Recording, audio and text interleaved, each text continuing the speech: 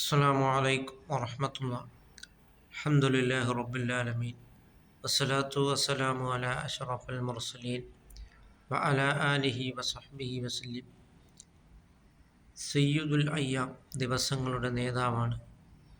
യൗമുൽ ജുമുഅ, ജുമുഅ ദിവസം.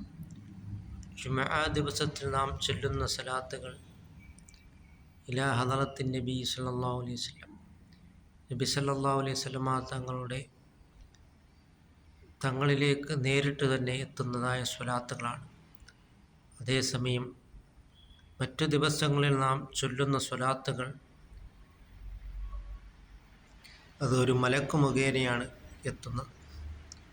ജുമുഅ ദിവസത്തിൽ ചൊല്ലുന്ന സ്വലാത്തുകൾ അത് നിബിധങ്ങളിലേക്ക് നേരിട്ട് തന്നെ എത്തുമെന്ന് നാം മനസ്സിലാക്കിക്കൊണ്ട് നാം അസ്സലാത്തു അലാ റസൂലില്ലാഹി സ്വല്ലല്ലാഹു അലൈഹി വസല്ലം, പുണ്യ നബി സല്ലല്ലാഹു അലൈഹി വസല്ലമ തങ്ങളുടെ പേരിൽ രാവും പകലുമായി ധാരാളം സ്വലാത്തുകൾ നാം വർദ്ധിപ്പിക്കുകയും ചെയ്യുക.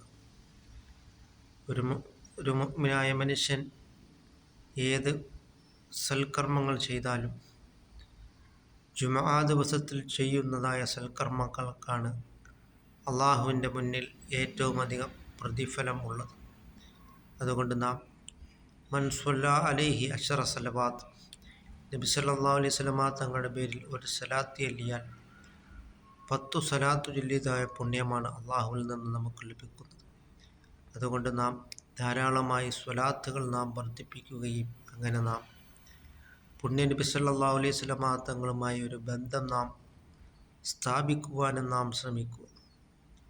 അതുകൊണ്ടാണ് സയ്യിദുനാ റസൂൽ കരീം സല്ലല്ലാഹു അലൈഹി വസല്ലമ തങ്ങൾ പറഞ്ഞിട്ടുള്ളത്, എന്നിലേക്ക് കൂടുതൽ അടുത്തവർ എന്നിലേക്ക് കൂടുതൽ സ്വലാത്തുകൾ വർദ്ധിപ്പിക്കുന്നവരാണ് എന്നാണ് പുണ്യ നബി സല്ലല്ലാഹു അലൈഹി വസല്ലമ തങ്ങൾ പറഞ്ഞിട്ടുള്ളത്. അങ്ങനെ നാം ധാരാളമായി പുണ്യ നബി സല്ലല്ലാഹു അലൈഹി വസല്ലമ തങ്ങളുടെ പേരിൽ സ്വലാത്തുകൾ നാം വർദ്ധിപ്പിക്കുകയും അങ്ങനെ നാം മഹബ്ബത്തു റസൂലില്ലാഹി സ്വല്ലല്ലാഹു അലൈഹി വസല്ലം, പുണ്യ നബി സല്ലല്ലാഹു അലൈഹി വസല്ലമ തങ്ങളെ നാം കൂടുതൽ മഹബ്ബത്ത് വെക്കുവാനും സ്നേഹിക്കുവാനും നാം ശ്രമിക്കുക. അല്ലാഹു തആല പുണ്യ നബി സല്ലല്ലാഹു അലൈഹി വസല്ലമ തങ്ങളോടൊപ്പം നാളെ ജന്നാത്തുൽ ഫിർദൗസിൽ അല്ലാഹു തആല നമ്മളെ ഉൾപ്പെടുത്തുകയും ചെയ്യുമാറാകട്ടെ.